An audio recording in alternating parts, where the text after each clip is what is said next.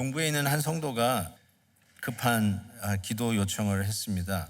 듣자 하니까 자기 아들 2살짜리 아들이 있는데 할머니가 먹는 당뇨약을 깎은 줄 알고 다 먹은 거예요. 그래가지고 얘가 코마 상태에 들어갔다고 빨리 좀 기도 부탁을 한다는 요청이었습니다.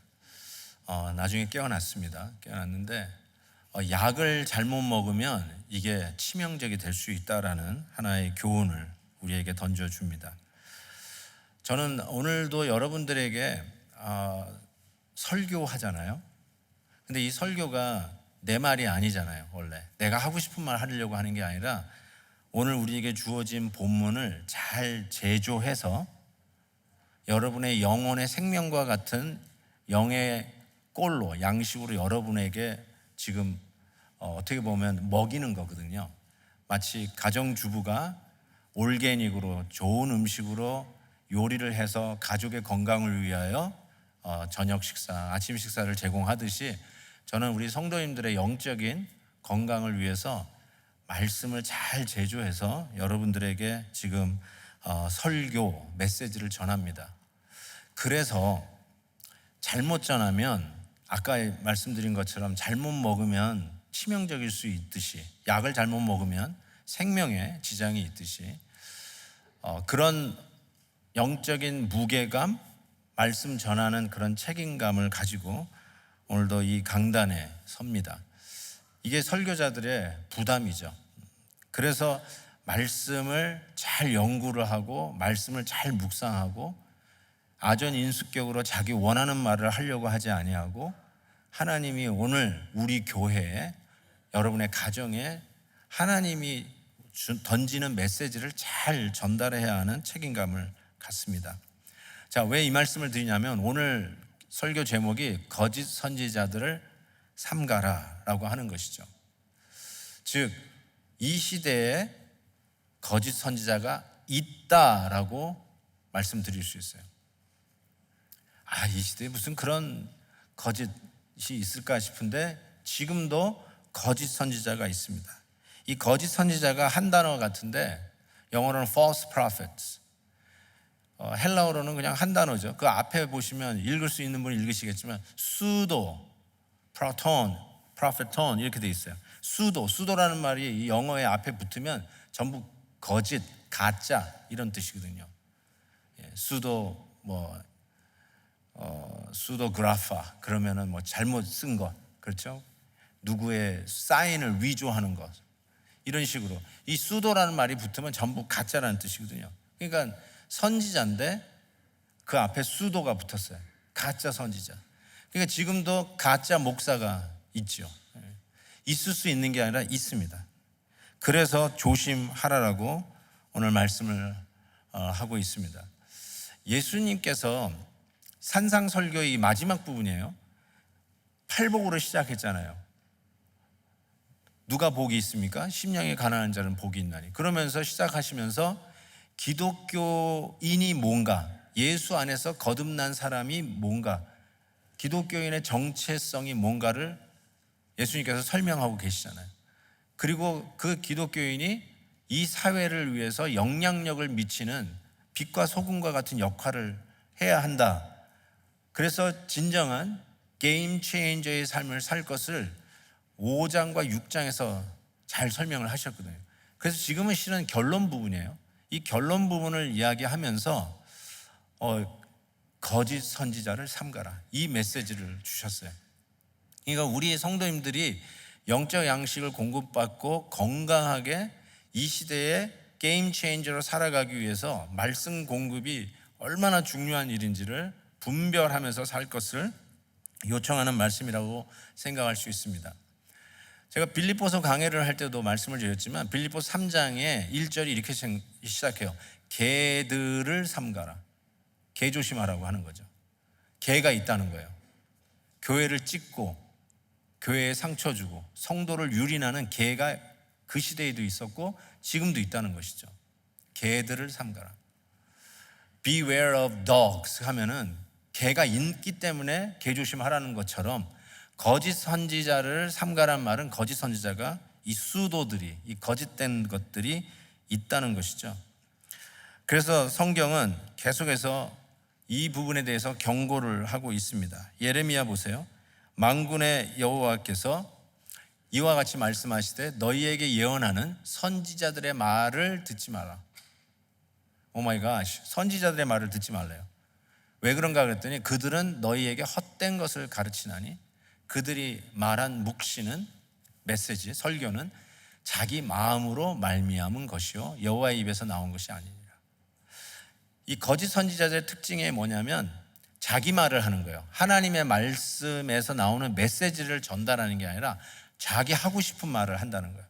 그게 설사 좋은 말이라 할지라도, 별로 해가 안 되는 것 같다 할지라도 그게 거짓이라는 거죠. 제가 심심치 않게 받는 이메일이 있습니다. 당신들이 하나님으로부터 받은 메시지라고 하면서 성도들에게 전달하라고 하는 이 직통 게시파들이 가끔씩 저한테 이메일을 합니다. 그러면서 목사님 하면서 이런 메시지를 전하십시오 이러면서 이렇게 이메일이 아주 심심치 않게 옵니다. 참 이게 영적인 이 분야는 정말로 분별하는 이 분별력이 필요합니다. 다들 자기가 어젯밤에 하나님이 말했다고 하면서 그 말을 나한테 전하라고 그래요. 제가 그걸 어떻게 압니까? 하나님이 전했는지, 여러분이 무슨 이상한 꿈을 꿨는지, 아니면 무슨 소설책 보다가 이상한 개 꿈을 꿨는지 제가 어떻게 알아요? 근데 하나님으로부터 직통 계시를 받았다고 하면서 전달하라는 거예요. 이게 정말 쉽지 않은 일이에요. 여러분 한번 상상해 보십시오. 제가 어젯밤에 하나님이 이 말씀을 여러분에게 전하래요. 그래서 준비된 메시지 지우고 오늘 어젯밤에 하나님이 나에게 하라는 말씀 전합니다 라고 이야기를 했다고 치십시다. 그거를 부인하고 당신 내려와 할 사람이 여기 있겠어요? 어떻게 알아요? 그게 하나님으로부터 나왔는지. 그러니까 이 영적인 영계에서 나름대로 이 은혜를 받고 뭐 계시를 받았다 이런 말은 함부로 하는 말이 아니에요. 객관성이 있어야 돼요. 주관성은 뭐 본인이 은혜 받았다고 그러면 that's fine. 그렇지만 이렇게 공식적으로 강단에서 하나님의 메시지를 전달하는 이 과정에서는 객관성이 있어야 돼요. 즉 하나님의 말씀을 그날 본문이 그날 하나님의 계시예요. 이것이 오늘 여러분에게 하나님이 전달하고 싶은 메시지예요. 그러니까 그 말씀에 제대로 묵상하고 연구하고 그리고 그 말씀을 해석해서 여러분에게 전달하는 거예요. 이게 오늘 설교자가 해야 할 일이지, 이걸 자기 원하는 대로 자기 원하는 내 말을 하면 이게 아이들에게 당뇨약을 먹이는 거나 진배 없지 않나 이런 생각을 해보게 됩니다. 그것이 바로 오늘 제가 서 있는 이 강단의 무게예요. 그리고 모든 설교자들의 책임감이고 정말 쉽게 가볍게 여길 수 없는, 생명이 지장을 치를 수 있는, 생명에 영향을 미칠 수 있는 것이기 때문에 너무나도 신중하다는 것을 거듭 말씀을 드립니다. 그래서 오늘 본문 말씀 15절에 이런 말씀이 있어요. 거짓 선지자들을 삼가라. 양의 옷을 입고 너에게 나아오나 속에는 노략질하는 일이다 이렇게 얘기했어요. 그러니까 거짓 선지자가 누구냐 이제 여러분이 관심을 가질 텐데 쉽게 얘기해서 간첩이 누구냐. 근데 간첩은 결단코 머리에 뿔이 달려있지 않습니다. 뭐라고 얘기하냐면 양의 털을 쓴 일이다 라고 성경이 얘기하고 있는 거죠. 그러니까 양의 이미지예요. 일이 이미지가 아니에요. 그러니까 거짓 선지자들의 이미지는 좋을까요? 나쁠까요? 좋아요. 착하게 생겼어요. 연쇄살인범들이 잘 안 잡히는 이유가 뭐냐면 연쇄살인범의 이미지가 착하대요. 선량하대요. 그래서 잘 못 잡고 저 사람은 아닐 거야 이렇게 제껴놓는다는 거예요. 그래서 거짓 선지자들도요 이미지가 좋은 사람을 조심하셔야 돼요. 착하게 생긴 사람들을 조심하셔야 돼요. 저는 아니에요. 저는 이미지가 안 좋아요. 그러니까 저는 별 문제가 안 돼요. 제가 장모님한테 퇴짜를 맞아가지고 저런 인간한테 딸을 줄 수 없다 그래가지고 그러니까 저는 괜찮아요. 저 이미지가 별로 착해 보이지 않죠? 그러니까 괜찮아요. 근데 와, 저 사람 착해 보인다. 그런 사람 조심하셔야 돼요. 한번 베껴봐야 돼요. 혹시 양가죽을 쓴 거 있나 한번 베껴보셔야 돼요. 요한복음 10장에 예수님이 이런 말씀하셨어요. 나는 선한 목자라. 선한 목자는 양들을 위해서 목숨을 버리거니와 삭구는 목자도 아니요 양도 제 양이 아니라 이리가 오는 것을 보면 양을 버리고 달아나니 이리가 양을 늑탈하고 또 해치느니라. 그러니까 이 팔레스타인 지역에서 목동들에게는 아주 실감나는 내용일 거예요. 왜냐하면 양을 방목하는데 가장 천적이 일이에요. 조금 하나 이렇게 무리해서 이탈하면 그냥 가가지고 낚아채는 게 이리의 습성입니다. 그래서 항상 목동은 이리 망을 봅니다. 이리가 있나 없나 망을 보다가 이리가 나타나면 양을 지키기 위해서 목숨 걸고 싸웁니다. 근데 삭구는 이리가 나타나면 지가 다칠까봐 달아난다는 거예요. 제가 지난번에도 열불나게 얘기했던 이 아프간이 탈레반에 넘어갈 때 그 아프간 대통령이 헬기 타고 그 헬기에 그냥 캣이 날아다닐 정도로 채워놓고 달아났던 그 대통령의 모습을 보면서 야, 그 백성 정말 불쌍하다라는 생각을 제가 한 적이 있습니다. 이게 바로 삭군이요, 수도, 잘못된 선지자죠. 사도 바울이 예루살렘으로 돌아갈 때에 이 전도여행 마치고 가면 죽습니다라고 하는데 그래도 헌금 들고 가잖아요. 예루살렘 교회가 힘드니까. 그때 자기가 개척했던 에베소 교회의 장로들을 가는 길목인 밀레도라고 하는 항구로 불러내리잖아요. 그래서 장로님들이 밀레도에 왔어요. 그래서 사도 바울하고 정말 즐거운 교제의 시간, 만남을 갖는데 그때 그 에베소 교회 장로님들에게 이런 이야기를 한 것이 사도행전에 나와 있어요. 사도행전 20장에 보면 내가 떠난 후에 사나운 이리가 여러분들에게 들어와서, 그러니까 에베소 교회에 들어와서 그 양떼를 아끼지 아니하며 또한 너희 중에서도 제자들을 끌어 자기를 쫓게 하려고 어그러진 말, 영어로 distort truth 혹은 perverse 하는 사람들이 일어날 줄을 내가 아노니, 이렇게 얘기했어요. 그래서 장로님들 watch out! 교회에 이리들이 들어온다는 거예요. 교회에 이리가 생긴다는 것을 경고하고 있습니다. 이 어그러진 말, 진리를 왜곡하고 이 변태 같은 진리가 아닌 이런 perverse한 말을 하고 있는 자들이 교회를 유린하고 교회 양떼들을 잡아먹는다는 거죠. 선한 양떼들, 정말 그냥 말씀 붙들고 살려고 애를 쓰는 이 나이브한 양들을 미혹해가지고 마치 뜯어먹는 것처럼, 밥이 된 것처럼 완전히 교회도 다시 안 다니게 하고 교회에 실망하게 하고 하나님 말씀에 귀를 닫게 만드는 이런 이리들이 교회 안에 있다. 그래서 그런 자들을 조심하라라고 사도 바울이 지금 죽으러 간다라고 하는 예루살렘으로 가다가 에베소 교회 장로들을 불러서 신신당부를 하는 이 말씀을 듣게 됩니다.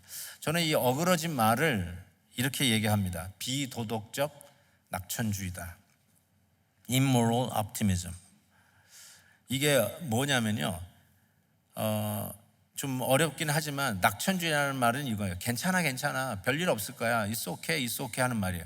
그런데 It's immoral. 그렇지 않아요. 비도덕적인 거예요. 결국 죽는 일이에요.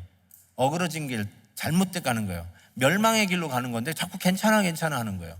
아니 지금 디스트럭션, 멸망이 기다리고 있는 그 길로 가는데 It's okay 하는 게, 이게 바로 비도덕적 낙천주의라는 것이죠. 틀림없이 잘못된 길로 가고 있어요. 절대로 신앙에 도움이 안 되는 길을 가고 있어요. 지금 이 성도가 취하는 행동이 절대로 도움이 안 돼. 그런데 괜찮은 것처럼 It's okay. 에레미야 23장에 이런 말씀이 있어요. 여호와의 말씀이니라 하며 또 자기 마음이 완악한 대로 행하는 모든 사람에게 이르기를 재앙이 너희에게 임하지 아니하리라 하였느니라. 아니 지금 재앙이 오고 있는데 재앙이 안 올 거라는 거예요. 이런 식으로 가면 반드시 재앙을 만나게 돼 있는데 괜찮을 거라는 거예요. 이 법이 통과되면 이제 교회 무너지는 거는 시간 문제입니다. 남들 다 그렇게 보고 그게 맞는 길인데 괜찮을 거라는 거예요. 거짓말이죠. 예레미야 8장에서 이렇게 돼 있어요. 그들이 딸 내 백성의 상처를 가볍게 여기면서 말하기를 평강하다 하나 평강이 없다. 여기 보니까 they have healed the wounds of my people lightly. 가볍게 취급했다는 거예요. 별거 아니라는 거예요. 아니 수술해야 되는데 빨간 약 바르면 된다는 거예요. 아주 심각한 투모가 있는데 탈레놀 먹으면 된다는 거예요. 그러면서 it's okay, it's okay. 근데 실은 it's okay가 아니죠. 죽는 길이죠. 멸망의 길로 가는 길인데 지금 거짓을 이야기하면서 결국은 교회 안에 양들을 유린하는 거짓 선지자들이 있다라고 얘기하는 것입니다. 데살로니가전서 5장에 이런 말씀이 있어요. 주의 날이 밤에 도둑같이 이를 줄을 너희 자신이 자세히 알기 때문이라. 그들이 평안하다 안전하다 할 그때에 임신한 여자에게 해산의 고통이 이름과 같이 멸망이 갑자기 그들에게 이르리니 결코 피하지 못하리라. 그렇죠? 아니에요. 멸망의 길로 가는 길이에요. 스탑. 제가 지난주에도 스탑 했어요. 지지난주에도 스탑 했어요. 기도 굴리기 오케이. 근데 머리 굴리기 하지 말라고 그랬어요. 스탑 했잖아요. 그럼 스탑 하셔야죠. 괜찮아. 멸망의 길로 가는 길이에요.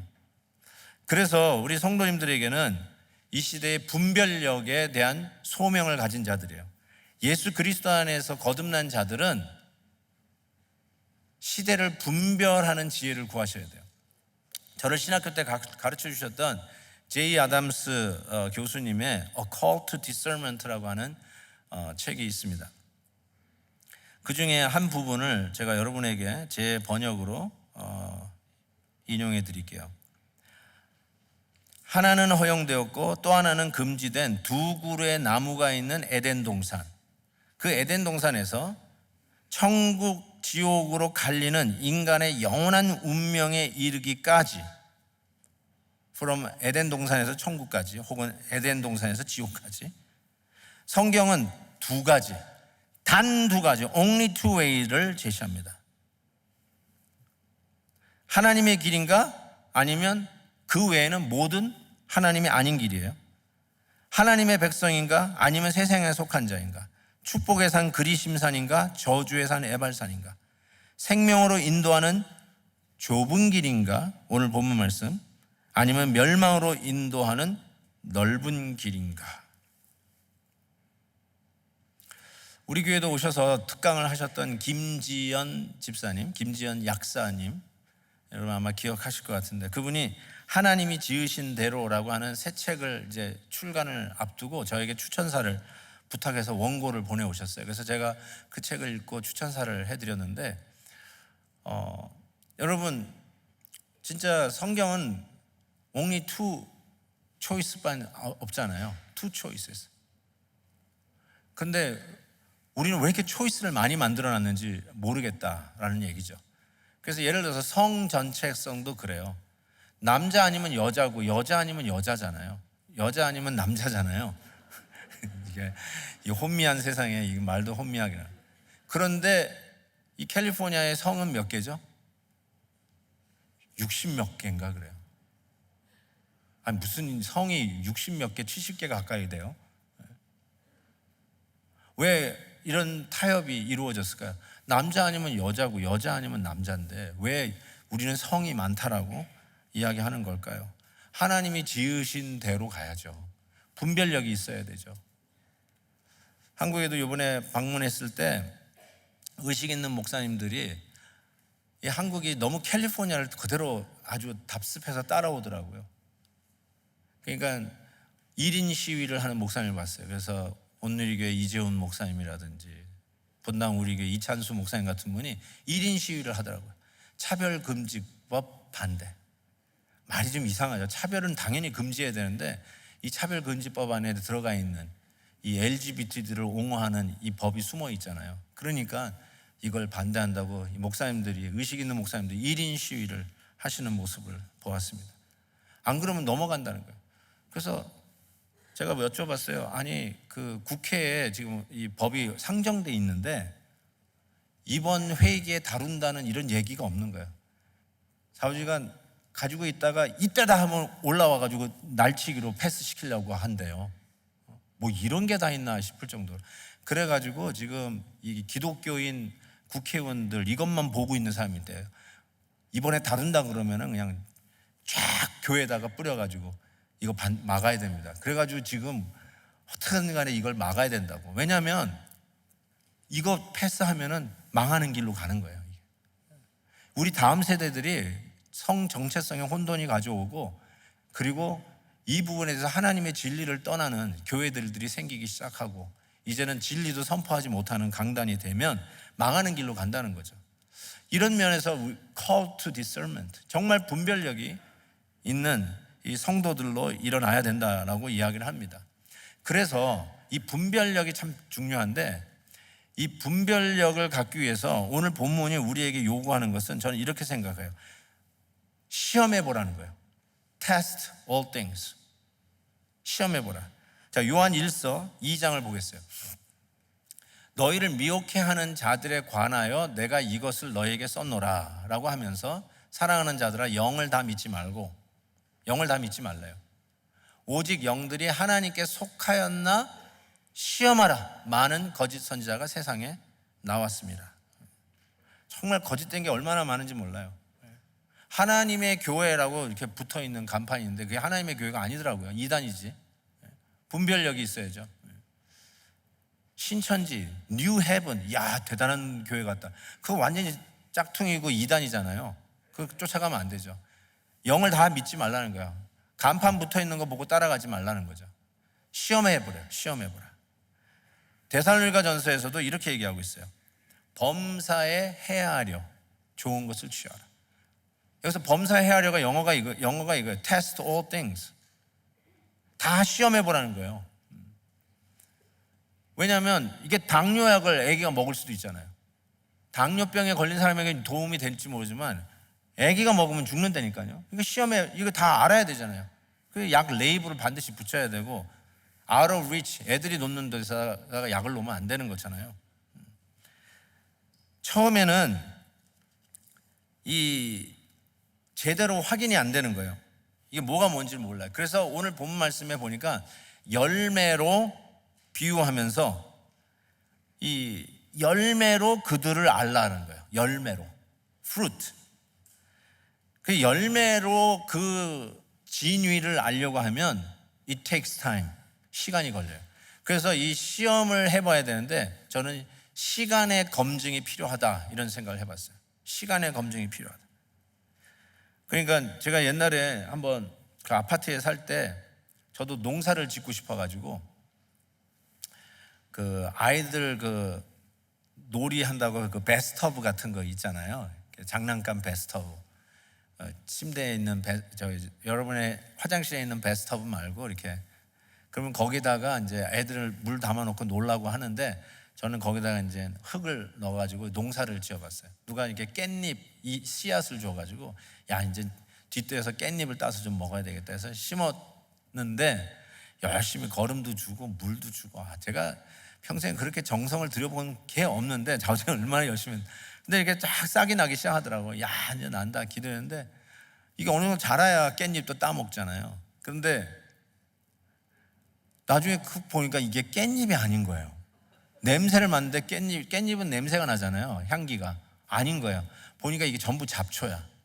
제가 잡초에다 열심히 해서 그러면 내가 그 심은 게 뭐냐 보니까 내가 씨앗을 받았는데 죄송하다고, 그 씨앗이 죽은 씨앗이었다고. 그래가지고 죽은 걸 심어놓고 말이죠, 열심히 했더니 날라오는 이 잡초에다가 물을 줘가지고 키웠던 거예요. 그러니까 시간이 지나야 이게 진짜인지 가짜인지가 등장한다니까요. 열매를 봐야 이게 가시나무구나, 열매를 봐야 이게 사과나무구나, 열매로 그 나무를 알듯이 열매로 그 거짓 선지자들을 분별하라는 거죠. 그러니까 이 열매로 알려면 시간 테스트를 해야 돼요. 시간이 지나야 돼요. 성경에서도 시간에 대한 이야기를 한 거 있는데, 교회에 장로를 세울 때, 교회의 장로, 우리가 다음 토요일 날 이렇게 임자를 뽑는 재직회를 하지만 장로를 뽑을 때 시간 테스트 하라고 적혀 있더라고요. 보시면 디모데 3장 6절에 보면 새로 입교한 자도 말지니 교만하여져서 마귀를 정죄하는 그 정죄에 빠질까 하며. 그러니까 장로를 뽑는 얘기예요. 장로를 뽑을 때 새로 입교한 자로 장로를 세우지 말래요. 새로 입교한 자가 되게 뜨거워요. 너무너무 행복해가지고 행복해하세요. 열심히 세요. 그렇다고 장로로 세우지 말라. 왜 그런가 봤더니 마귀를 정죄하는 그 정죄에 빠질까 하면, 자기가 최고인 줄 알고요, 이건 이래야 됩니다, 저래야 됩니다, 이렇게 사람 판단하고 교만해질까 봐 시간의 검증을 받기 전에는 막 입교한 자, 이제 막 예수 믿기 시작한 사람을 교회의 리더로 세우지 말라라고 시간 검증의 필요성을 성경은 이야기하고 있습니다. 그래서 시간의 시험에 필요한 열매 두 가지가 뭐를 한번 여러분과 나누어 보고 싶습니다. 그러니까 어떻게 열매를 여러분이 보고 구별을 하는가, 분별하는가. 첫 번째는 저는 인격이라고 생각합니다. 인격, integrity. 그 사람의 인격을 봐야 돼요. 근데 한 가지 말씀드리고 싶은 거는, 이 인격은 선천적 인격이 아니라 후천적 인격이에요. 저는 원래 성격이 꼼꼼합니다. 저는 원래 성격이 좀 적극적입니다. 원래 그거 말고요. 원래 I don't count that one. 그럼 무슨 얘기예요? 후천적인 것. 예수 믿고 나서 변한 것. 그걸 얘기해요. 예수 믿기 때문에 변해지는 영걸어가는 인격. 그러니까 예수 안 믿었으면 절대로 얻을 수 없는 인격. 그거를 원해요. 저 사람 예수 믿고 나더니 정말 변했다. 이런 검증이 된 사람. 예전에는 앞뒤 안 보고 그냥 막말하는 사람이었는데, 예수 믿고 나서 정말 덕스럽게 말을 하고 사람 살리는 말을 하는 사람이 되었다. 이게 인격이에요. 그게 후천적 인격이에요. 예수 믿고 나서 배운 인격, 예수님 닮아가는 인격. 그래서 저는 이거를 성령의 열매로 나타나는 인격, 이거 지난주에도 말씀드렸던 것 같아요. 사랑, 희락, 화평, 오래 참은, 자비, 양성, 충성, 온유, 절제. 이거는 예수 믿고 나서 얻어진 성격이에요. 원래 성격 아니에요. 원래 저는 얌전합니다. 원래 저는 그냥 괄괄합니다. 원래 I don't count that one. 예수 믿고 나서 변한 거예요. 이거는 시간이 지나야 검증이 돼요. 시간이 지났는데 안 변했어요. 그럼 뭘까요? 내가 뒤뜰에 씌운 죽은 깻잎 씨앗이에요. 죽은 씨앗이에요. 그건 안 자라요. 그렇기 때문에 확실히 시간을 지나서 검증돼야 돼요. 그래서 후천적 성령의 인격으로 연결어 가야 되는데, 원래 성격이 계속 나오는 사람, 그러면 아니에요. 분별할 줄 아셔야 돼요. 그래서 마태복음에 이런 말씀이 있어요. 나무도 좋고 실과 열매도 좋다 하든지, 나무도 좋지 않고 열매도 좋지 않다 하든지 하라. 그 열매로 나무를 아느니라. 34절. 독사의 자식들아, 너희는 악하니 어떻게 선한 말을 할 수 있느냐? 이는 마음에 가득한 것을 입으로 말함이라. 선한 사람은 그 쌓은 선에서 선을 한 것을 내고, 악한 사람은 그 쌓은 악에서 악한 것을 내니라. 내 말로 의롭다함을 받고 내 말로 정죄함을 받으리라. 인격, 성령의 열매로 연그러진 바로 그 인격, 그 인격으로 검증이 돼야 돼요. 선천적 아니고요. 자꾸 말씀드립니다. 선천적인 거 아니에요. 후천적인 거예요. 후천적인 걸 꼭 보셔야 돼요. 남편, 아내가 확인해 주세요. 당신 진짜 예수 믿더니 변했어.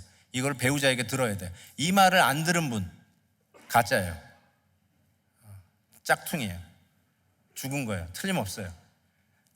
아내하고 남편이 서로 검증을 해줘야 돼요. 당신 진짜 예수 믿고 나서 변했어. 이런 이야기를 들은 사람들, 이게 진짜예요. 그리고 조금 더 지나면 교회에서도 알아요. 같이 신앙생활 하다 보면 나타나요. 원래 성격이 아니라 예수 믿고 변한 인격이 여러분의 인격으로 되어가는 것, 이것이 시간의 검증을 통해서 확인이 된다라고 말씀드리고 싶어요. 또 하나는 제가 교리 혹은 가르침이다 이렇게 말씀드리고 싶어요. 학교는 아무리 천재라도 학교는 가서 졸업을 해야 돼요. 속성을 해서 월반을 하든지 간에 학교는 가셔야 돼요. It takes time. 디플로마를 받으려면 공부하셔야 돼요. 그런 것처럼 이 가르침도 시간이 있어야 돼요. 훈련을 받으셔야 돼요. 그 훈련은 뭐냐면 교리를 배우셔야 돼요. You need to learn doctrines. 이 doctrine이 좀 고리타분한 것 같고 좀 딱딱한 것 같은데, doctrine이 실은 여러분을 지켜줘요. 교리가 건강한 신앙생활을 지켜줍니다. 실은 우리 교회 제자훈련 커리큘럼이, 특별히 제자훈련 3단계는 교리 공부예요. 교리, 스켈레톤, 우리 뼈대를 세우는 훈련이에요. 그래서 이 훈련을 받으면 적어도 저 사람은 너무 좌로 치우쳤다, 저 사람은 너무 우로 치우쳤다, 치우친 거를 분별할 수 있어요. 근데 이 교리, 닥트린의 훈련을 받지 않으면 그런가? 이런 건가? 헷갈리네? 그러면서 자꾸 끌려다녀요. 훈련을 안 받으셔서 그래요. It takes time. 신앙생활 자꾸 그렇게 주일 설교로 땡 치려고 하지 마세요. 훈련을 받으셔야 돼요. It takes time.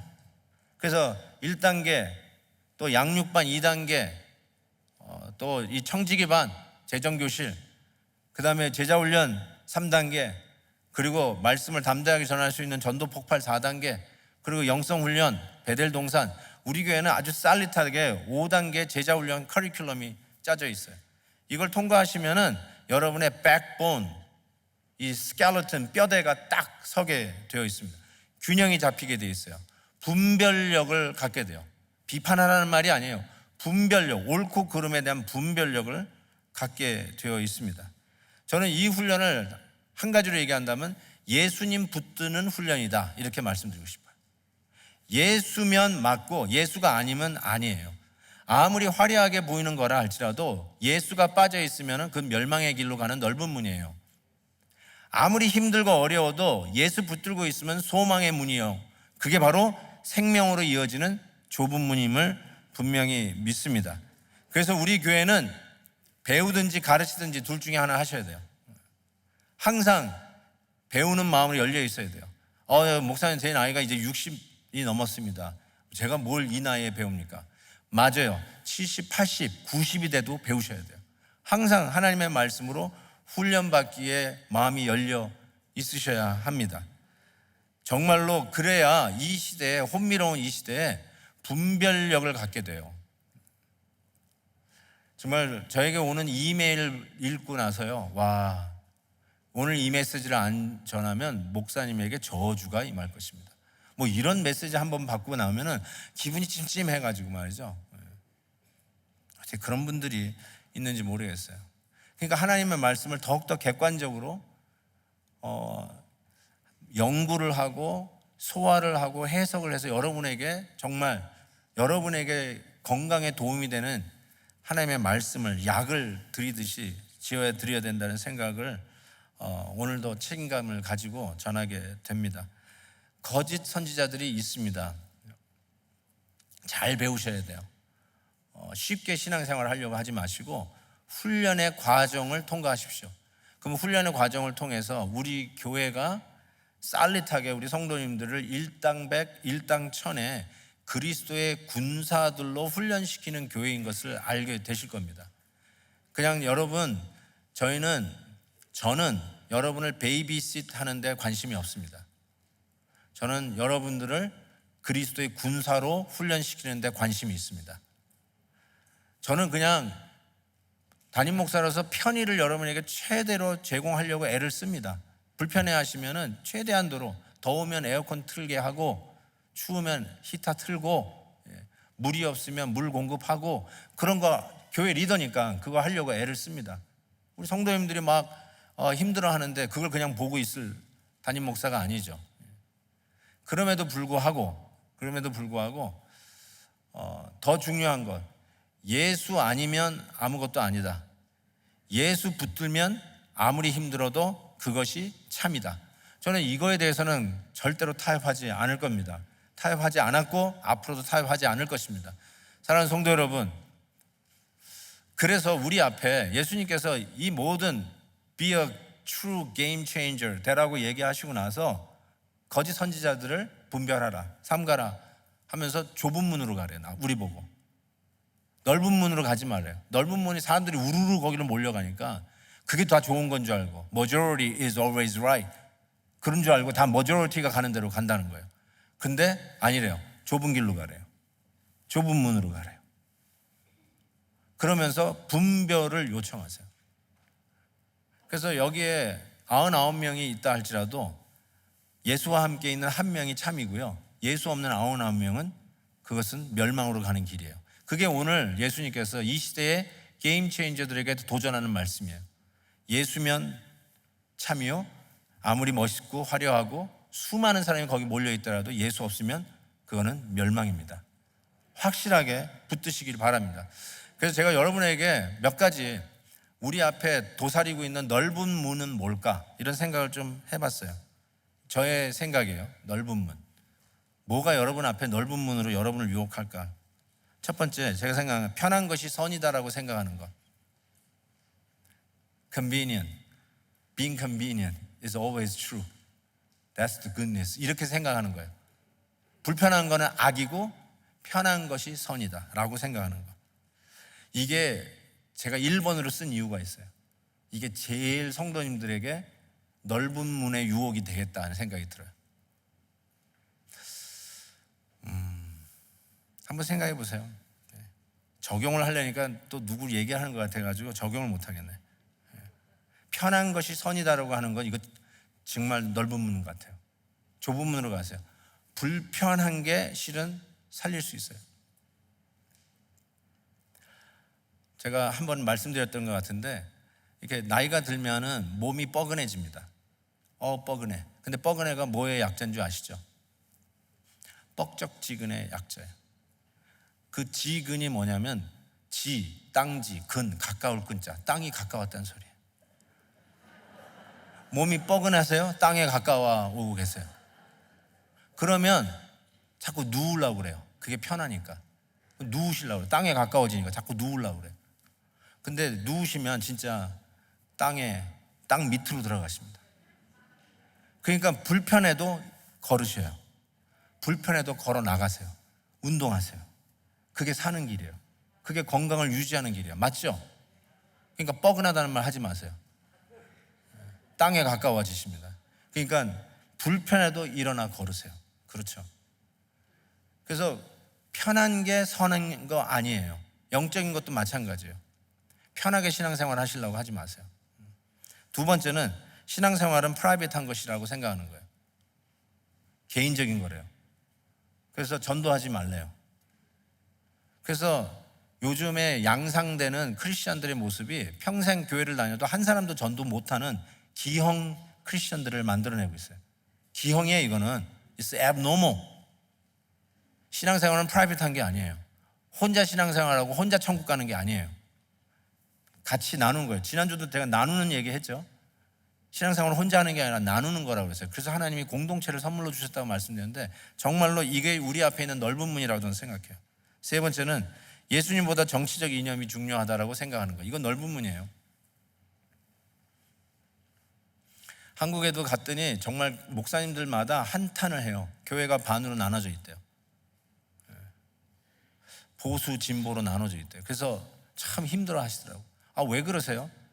민주당이면 어떻고 공화당이면 어때요? 예수님이면 되지. 아까 제가 얘기했죠. 아무리 뭐라고 그래도, 머저리가 뭐라고 그래도 예수님이 진짜예요. 맞죠? 교회에서는 절대로 정치적인 이념 가지고 찬반이라든지 네 편 내 편 나누는 일은 절대로 없어야 됩니다. 예수님이요, 예수님뿐이 없어야 됩니다. 그다음에 네 번째는 신앙에도 지름길이 있다라고 생각하는 것. 신앙에는 지름길이 없습니다. 쉽게 가는 길이 없습니다. 빨리 가는 길이 없습니다. 예수님께서 그래요. 너가 나를 따라오려거든 너를 부인하고 deny yourself, 그리고 십자가를 지고 pick up your cross and follow me. 십자가를 지고 나를 쫓으라고 했어요. 거기에 지름길이 없어요. 어떻게 하면 쉽게 신앙생활 할 수 있을까? 그런 거 없습니다. 그러니까 쉽게 신앙생활 하려고 하지 마세요. 조금 엑스트라 마일을 걷더라도 엑스트라 마일을 가는 것, 돌아가는 길이라도 그 길을 가는 거예요. 그게 진짜라면 그 길 가야죠. 신앙에는 지름길이 없습니다. 지름길 찾으려고 애를 쓰지 마세요. 다섯 번째는 온라인이 잘 되어 있으니 주일 끼고 놀러 가자. 이게 요즘 신종 넓은 문으로 등장하고 있습니다. 지금 온라인 예배 드리시는 분들, 혹시 놀러 가서 지금 예배 드리고 계시는 분들, 야, 정확하게 또 제가 또 찝어냈죠. 근데 실은 우리 교회는 저는 이 얘기를 들은 적이 없는데 다른 교회 목사님도 이 얘기를 많이 하더라고요. 이제 목사님, 저 어디 가는데요, 온라인으로 예배 드릴게요. 그리고 간대요. 아예 그냥 옛날에는 부끄러워서 하지도 않은 말을 목사님 온라인으로 예배 드릴게요. 우리 놀러 가요. 그리고 간대요. 아주 당당해졌어요. 아, 이게 넓은 문이구나. 요즘 신종 넓은 문이 생겼어요. 부탁을 드립니다. 온라인은 어디까지나 얼터너티브예요. 출장을 갔을 때라든지 피치 못할 사정으로 교회 밖으로 나갔을 때 그때 온라인으로 하는 것이지, 이게 마치 오프라인을 대용하는 것처럼 그렇게 여기시거나 혹은 놀러 가는 일에 핑계로 삼으시면 안 됩니다. 꼭 좀 부탁을 드립니다. 이 넓은 문으로 가시면 안 돼요.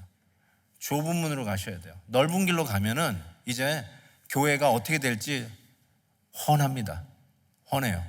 안 그래도 불편한 거를 너무너무나 싫어하는 성도들, 불편한 것이 순교보다 더 힘들다고 하시는 성도님들이 지금 우후죽순처럼 일어나고 있는데, 온라인을 빙자를 해서 주일 이 현장에 오는 거를 익스큐즈 한다? 그러면 교회가 어떻게 될지 불을 보듯 훤합니다. 여러분, 넓은 문으로 가지 마세요. 오늘 이 산상설교를 마무리해 가면서 예수님께서 여러분에게 던진 이 메시지, 그리고 나눠보세요. 부부끼리라도 셀 식구들끼리라도 마지막으로 모여가지고 나눠보세요. 우리 앞에 있는 넓은 문은 뭘까? 우리가 easy way out, cop out 하는 그런 타협하고 있는, 이거 아니면 전대, 뭐 아니면 돈대, 자꾸 그 안에 개걸 유술 만들어 놓고 수많은 초이스가 있는 것처럼 타협하고 있는 것은 무엇인지 한번 나눠볼 수 있기를 바라요. 좁은 문으로 가세요. 그것이 사는 길이요, 넓은 문을 선택할 때 그 넓은 문을 열고 가는 순간 멸망이라는 사실을 반드시 기억하시고, 진정 이 시대의 게임 체인저로 우리 하나님이 부르시는 이 귀한 소명의 분별력을 가지고 거짓 선지자, 거짓 메시지를 분별하고 하나님의 말씀으로 시간이 검증된 인격과 말씀으로 이 시대의 진정한 게임 체인저들 되시기를 주의 이름으로 축복합니다.